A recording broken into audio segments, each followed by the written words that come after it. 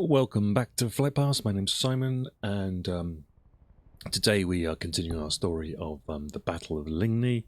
In the last part, we just did a brief look at the battlefield. We are now at Fleurius, looking north, and let's talk about some of the what happens. Let's let's have a look at the actual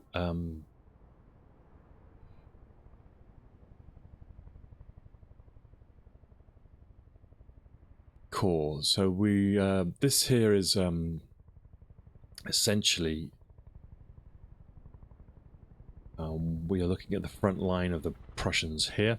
So where my helicopter is at the moment is kind of just before the front line.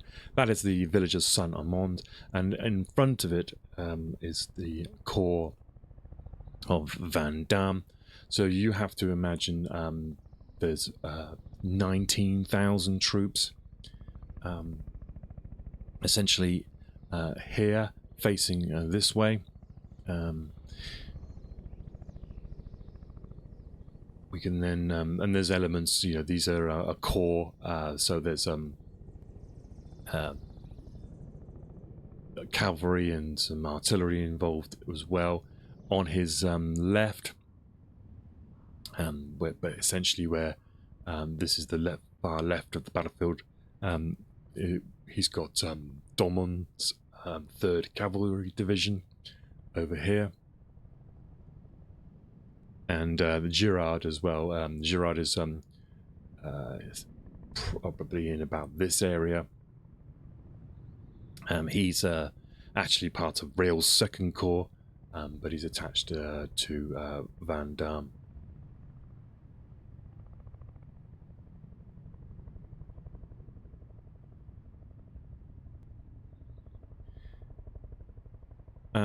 We have Gerard then. So Gerard is in charge of the 4th Corps, and essentially he's in this area here. So what we're looking at here is Ligny, the village of Ligny, and Gerard is kind of in this sort of area here. On the heights, there's slight heights. You can see it's a sort of a slight rise, but he's actually deployed his troops in this sort of fashion here. So he's perpendicular to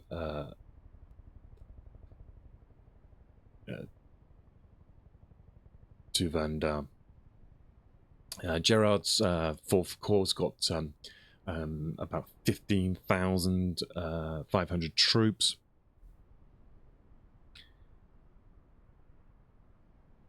And with all this sort of associated cavalry and artillery. And then back here at Fleurius on the right-hand side is Milhaud's 4th. The 4th Cavalry Division, and that is essentially here.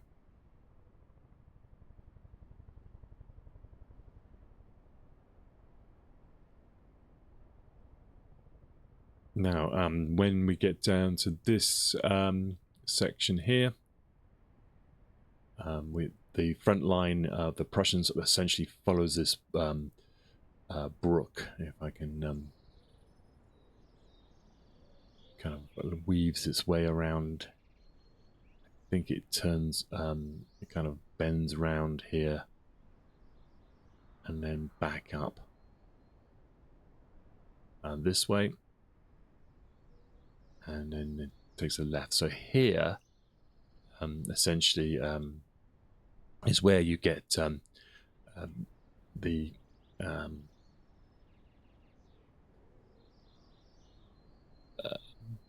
Hulot's 14th Infantry Division, and Hulot is the guy he took over from Beaumont. He's the guy who deserted Hulot steps up and takes command. So he's here. He's facing essentially north, and he's got the village ahead of him here. You can see is Tong Green, and this one here on the right hand side is a village called Ligny, which is on this side of the brook.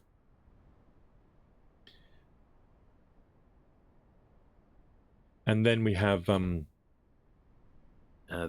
cavalry divisions, essentially of Pajul's 1st Cavalry Corps and Exelman's divisions.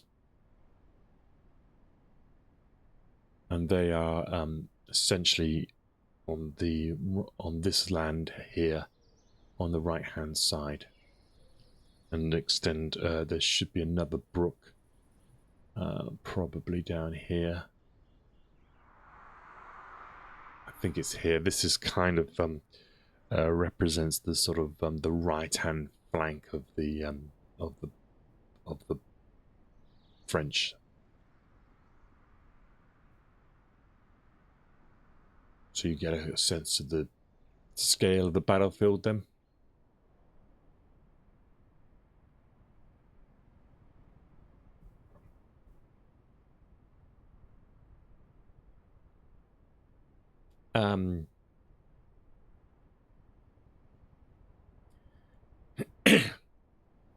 So the evening before the battle, Zeiton was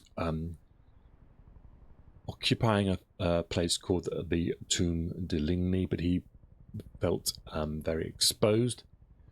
So I'm assuming it's somewhere up here in this area. He gets orders to retreat back from this position into these into the front line here, essentially the front line.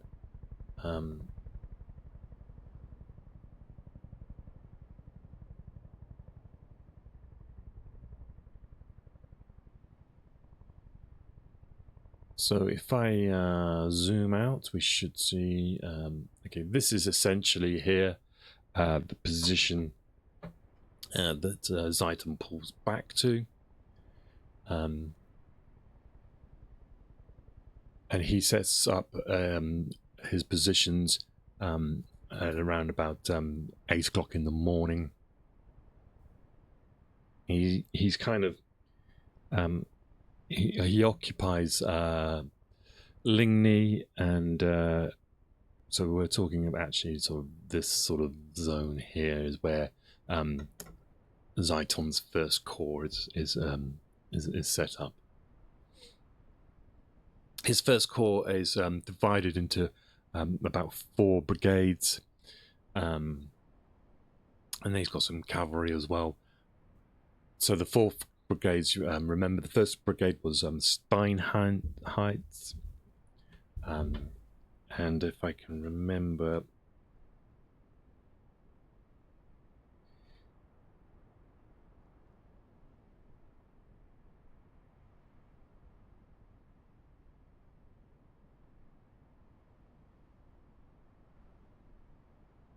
yeah, so Steinheitz, he was the guy, if you remember, was operating the spoiling retreat back from Thuin and Lobs on the 15th. When he gets here, he's put in charge of essentially this left-hand side, center left-hand side, St. Armand in this sort of zone. So he's with the 1st Brigade.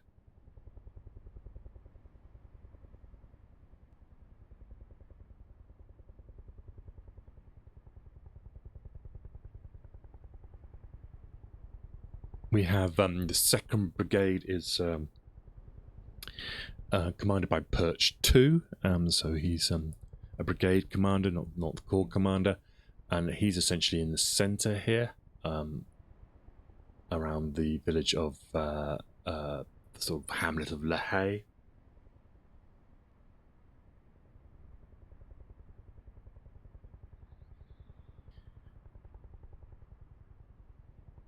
We got the 3rd Brigade is controlled by a guy called Jago, and he's essentially on the left-hand side in this sort of area here.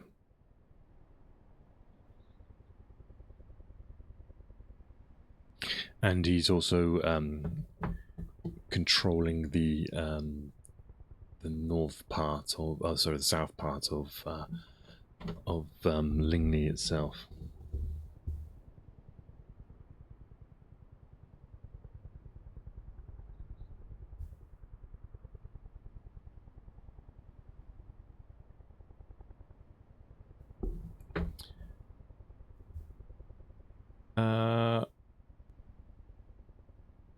And the 4th Brigade is Donsmark, and I believe he's to the right-hand side over here.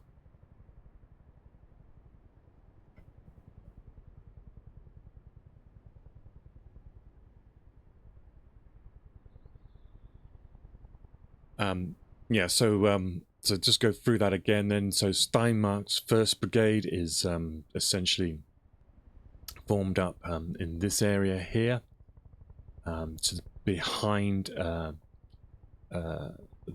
village of Saint-Amand. It's got 8 companies of Fusiliers, and so they're occupying here. He's got I think he's left some Fusiliers at Bry as well, and in between there are some Silesian Schützens, and he holds 1 battalion of Westphalian militia just behind this village of Bry. So Perch 2 then is essentially along this road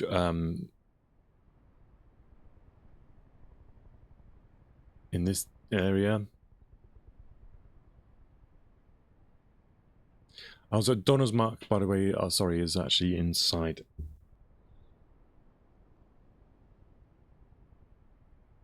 the village of Ligny.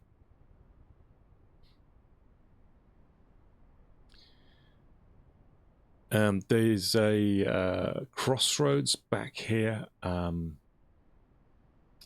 This place here. I think it's one of these 2. It might be this one. And this is called Les Trois Berettes. And this is where Zieten has placed some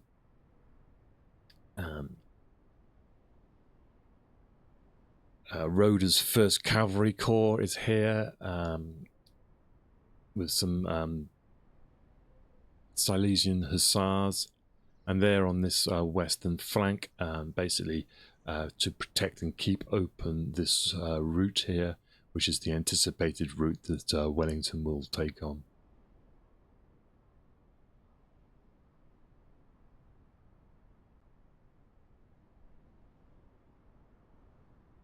Now for Zieten, his position is okay. He's in position, but he's a little bit concerned because he has the whole or a very large part of the French army in front of him, and the French have begun to probe his positions from about 11 o'clock in the morning, and he has this worrying wait until the rest of the Prussian army arrive. And they do arrive.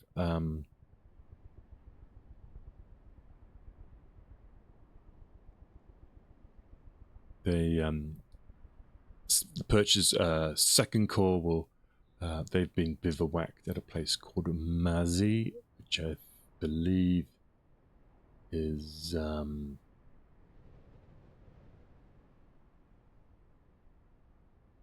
somewhere in this direction. I believe it's this area here. They've basically got up in the morning and carried on marching towards the battlefield. They marched past Blucher, who's now got to Sombref.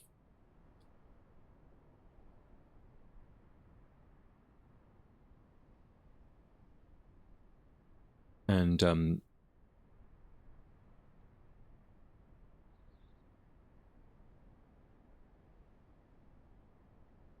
they essentially have around about 32,000 troops.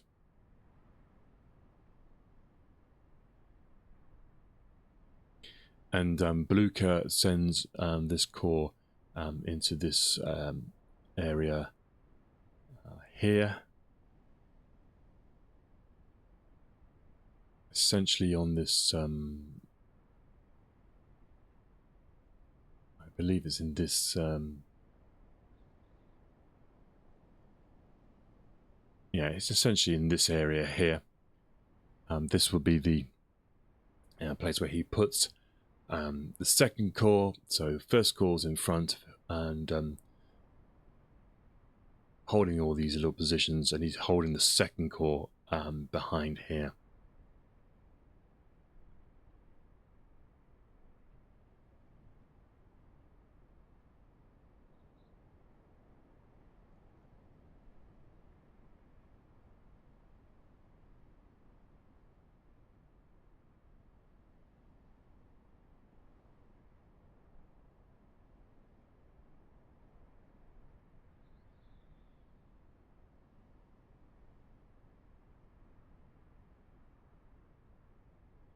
And the next corps to arrive was Thielmann's third corps, and essentially they begin to arrive at around about midday, and they're deployed on the left-hand side.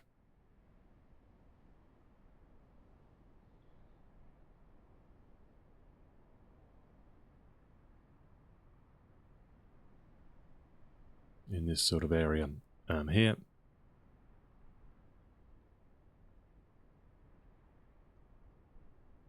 And he's got around about 24,000 troops. And they're essentially, their job is to ensure the safety of the road back to Namur. They essentially want to protect their supply route.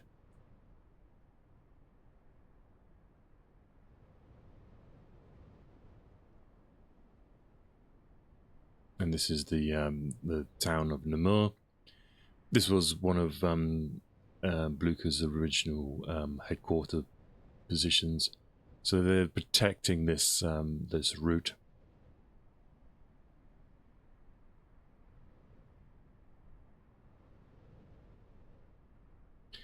And that's where they are placed on this side here in this area.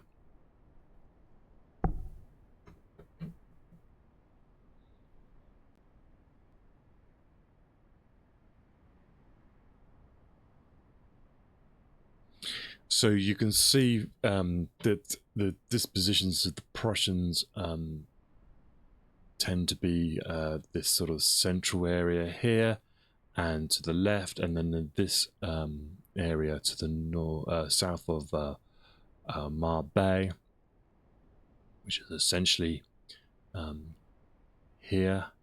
This whole sort of chunk of land here is essentially not protected, because the Prussians are expecting Wellington to come down this road here and to fill in this space here. You can also see how when Napoleon was talking about Marbais, this sort of area he's talking about, so they're seeing it as a sort of a link-up position. So it's obviously an important position for both the armies, And remember, Ney is but essentially here, and his Napoleon was definitely thinking, okay, Ney gets to here, and then Ney then comes down this road. Then the essentially you're ensuring that the Prussians will be driven to the east, away from Wellington's army.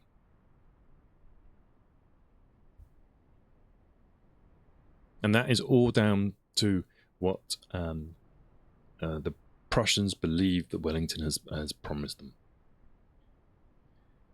Their belief was based on Wellington's Frasnez letter, his arrival of his staff.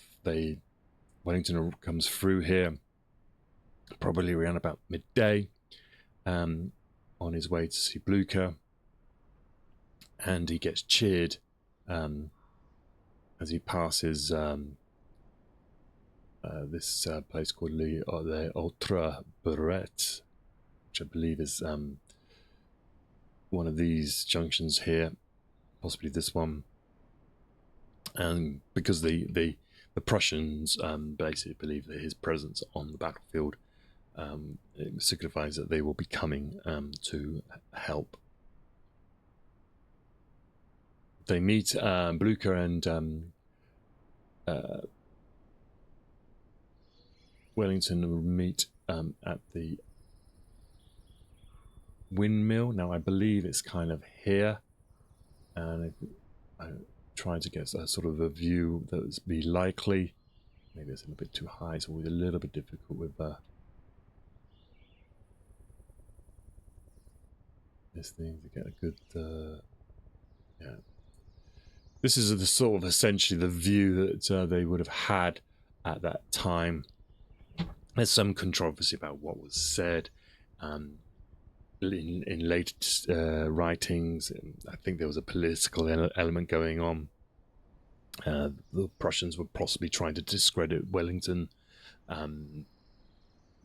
blaming him possibly for their defeat here. Spoiler alert. Wellington's basic criticism of this, or what he said later was his basic criticism of this battlefield, was that these slopes that you see here, where when Wellington got here, there were troops probably lined up here, meant that they were targets for the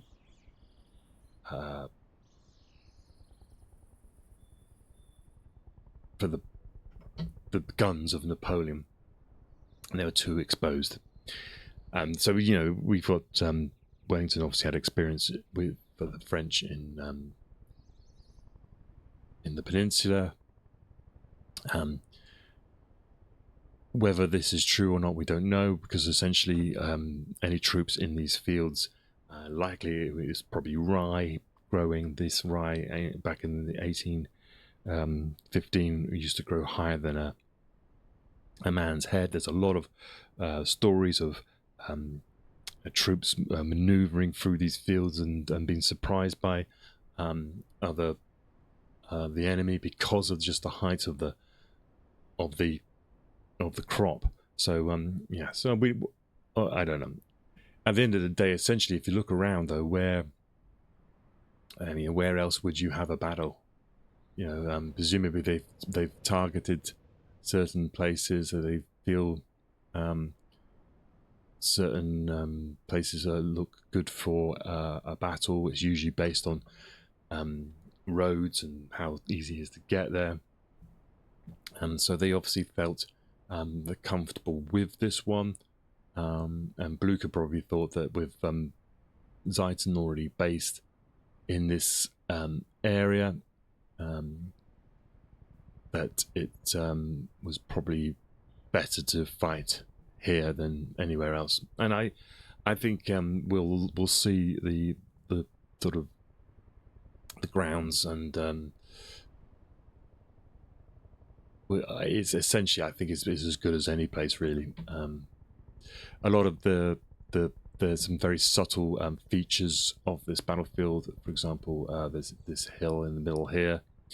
It does give dead ground. There's a lot of buildings, of course. Not all of these are contemporary, but that provides dead ground to artillery. The buildings are made of stone, so we'll see that they are resistant to being caught on fire by incendiary weapons. I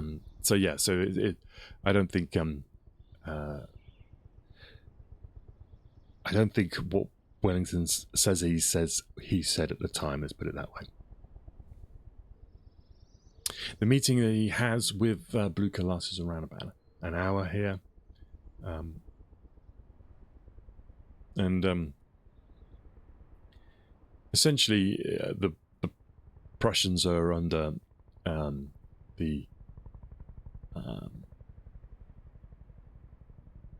essentially they believe that Wellington is going to come to their support, so they will hold out as long as possible until he does.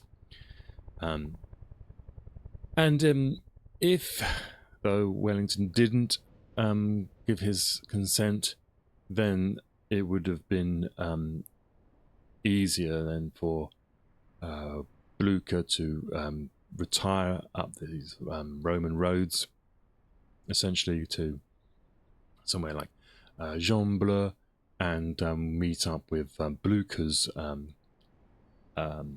army.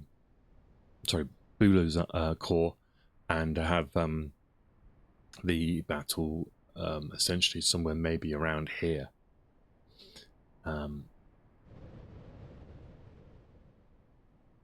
Or it could be by that time as well. We're talking 12 o'clock. The battle actually starts at around about 2:30, so it's not too far away from an attack. But maybe they felt it was too late to pull back. That essentially the troops had already dug in at this position here. The French were on their toes. Pulling back would probably be an even more a bigger disaster unless if they just stood.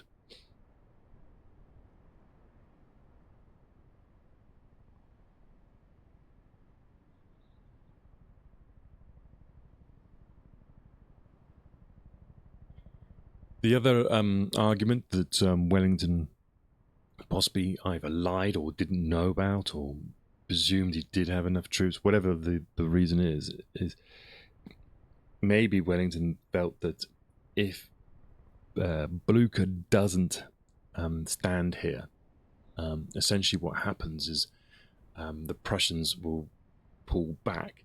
This would enable Napoleon to do this pinning tactic of his. He'll probably send Grouchy and his cavalry heavy units to harass the Prussians on pushing them back towards Gembloux, whilst he would then move his Imperial Guard and essentially probably maybe even the corps of Van Damme, essentially move him across to Ney and then take on Wellington's army. And maybe Wellington thought, well, I haven't got the space to get my troops concentrated enough, and it would be better to let Blucher's Prussians take a bloody nose than us. Now we don't know. Right, on that note then, I think I'll take a break, and we'll be back in a few minutes.